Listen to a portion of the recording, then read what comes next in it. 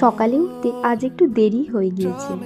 উঠে পড়ার পরই সোজা চলে গেলাম আমার ছোট্ট টবের পালংগুলো দেখতে।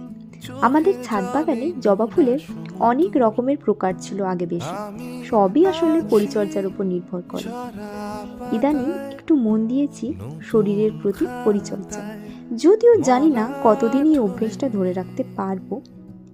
সকালবেলার দিকে আজকে ছিল শুটিং, সেই মতো প্রস্তুতি নিয়ে পৌঁছে গেলাম স্পটে। অল্প সময়ের মধ্যেই কাজ শেষ হয়ে গেল। এই হলো আমাদের মিষ্টি তুহিন ভাই, ক্যামেরার সামনে সকলকে তুলে ধরে নিচে থাকে বিহাইন্ড দ্য লেন্স। শুটিং শেষে বাড়ি ফিরে নিজের সংগ্রহশালা দেখলাম। হ্যাঁ, এখন যদিও খাই না, কিন্তু দেখতে তো ভালো লাগে। দুপুরের মেনুতে আজকে ছিল হরেক রকম শীতকালীন সবজির ঝোল, তারপরে বিকেলে প্রিয় প্রিয় ফল। এখন মায়ের খিদে পেয়েছে, সো টাটা, আবার দেখা হবে।